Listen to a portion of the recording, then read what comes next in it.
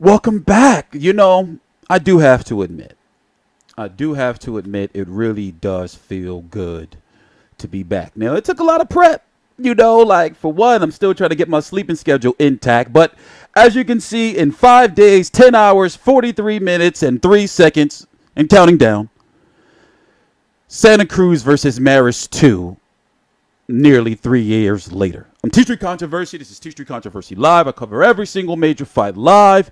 And it's going to be a good fight. There's no denying that. It is a fight that makes sense. It's no denying that.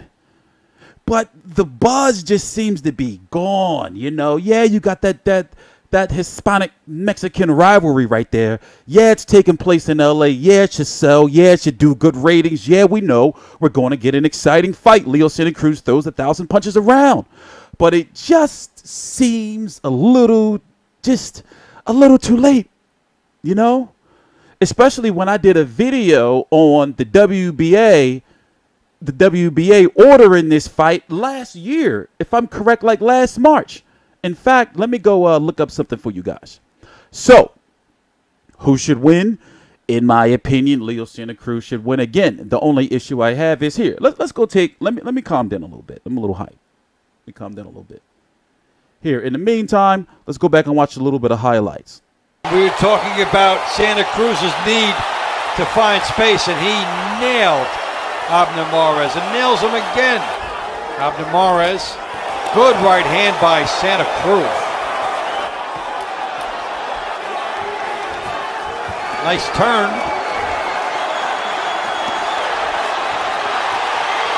And they open it up again with a good right hand by Morris.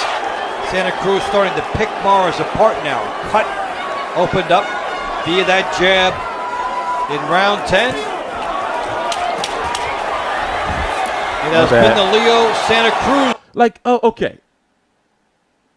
It's a fight where I say, okay, it's typecast. It's like putting Adrian Broner against a Sean Porter again. Especially this Sean Porter. You know that Sean Porter is going to outwork him.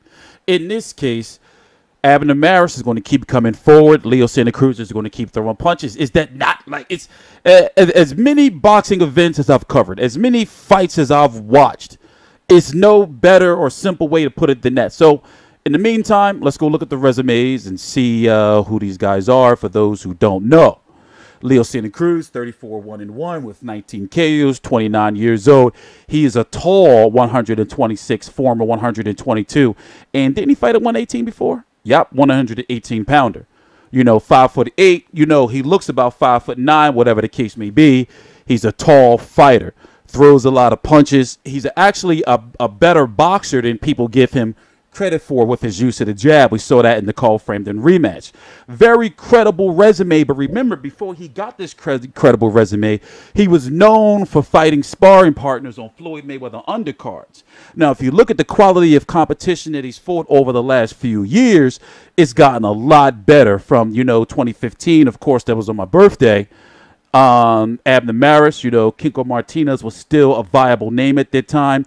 The two back-to-back Frampton fights. Frampton is looking to get a third fight, not this August when Frampton is supposed to be fight, hopefully at the end of this year or early, next year, depending on what happens with Gary Russell and the plans for what happens with the Abner Maris rematch. Now, the reason why I've heard that this fight didn't happen, the rematch sooner, is because of money issues. They couldn't get the, right money, deal in place, whatever, was going on with that. But they fought on the same card in the end of last year, where a lot of people were like, well, what the fuck? Why aren't they fighting each other? The same thing goes, with Abner Maris at this point in time. He wasn't supposed to really, in a lot of people's eyes, beat Jesus Cuellar. And his career has since been, coasting, because he fought Leo Santa Cruz. That was back in 2015. One fight against Cuellar in 2016. And I believe he was injured somewhere in here. And then there's Andres Gutierrez. This guy was supposed to fight Frampton, by the way. One fight in 2017. And looking at now, you're looking at, well, what has he done? Maybe that's the reason why the fight or the rematch doesn't have too much buzz behind it, because these guys hasn't. Both of these guys haven't done anything of note since they fought each other back. I mean, Leo Santa Cruz has. But in the case of Abner Maris, it doesn't add enough buzz because he hasn't really done anything since that time, you know? Let's go look at the 126-pound division real quick and talk about the potential paths of these fighters. Now, as you can see here, Gary Russell is the WBC 126-pound champion. He defeated Jojo Diaz. You have Leo Santa Cruz, who's the WBA Super World. Abner Maris, the WBA World, after beating Jesus Cuellar. So technically, this is kind of a unification. Then you have Josh Warrington. I got to update this, who is now the IBF champion, right? And then you have Cole Frampton, who is the WBO interim champion because Oscar Valdez is injured. Now, Gary Russell was talked about going up to 126 pounds, but in my opinion, he should stick around. And I believe that Showtime maybe, may have a hand in wanting him to stick around to fight the winner of Leo Santa Cruz, Abner Maris. It makes sense, right? It makes sense. Now, with Lee Selby kind of out of the equation, we don't know where Josh Warrington wants to go next because Lee Selby was supposed to win this fight. He was the favorite to win this fight.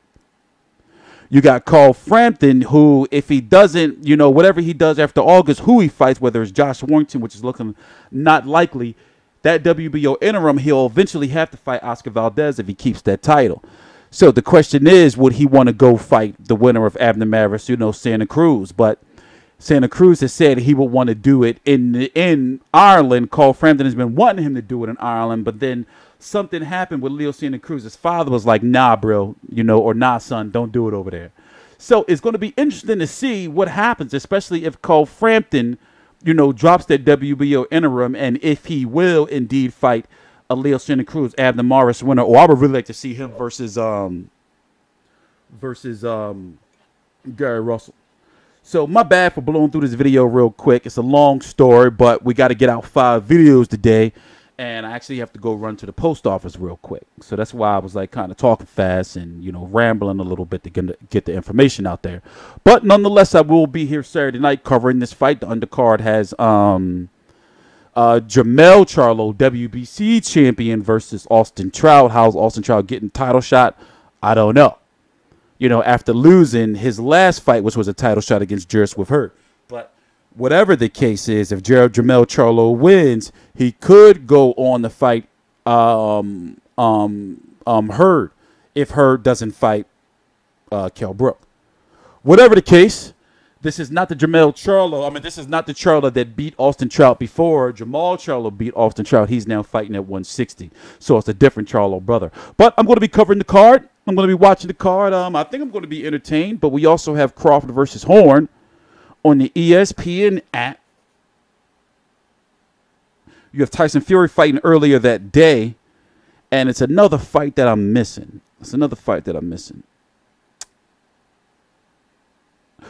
Please subscribe. Stay tuned. We got some big things planned, especially as the months go on.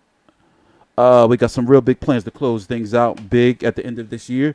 We got some, you can't really see it, but we got some merch coming out. This is just a generic hoodie that I just had made for myself. This is not really what we're going to be selling, but kind of what we're going to be selling. We're getting there. Please subscribe. All the links to my social media right down below in the description box. The plan is to put out videos 5 days a week. I want to put out 5 videos a day, but we're going to, go around 3 to 5, depending. Because, see, the thing is, I can do videos all day, every day, and just make a killing and just, but quality has always been better for me than quantity. Now, if I wanted to spam yo and really, I could do it. Please subscribe. I'm TstreeT Controversy. This is TstreeT Controversy Live.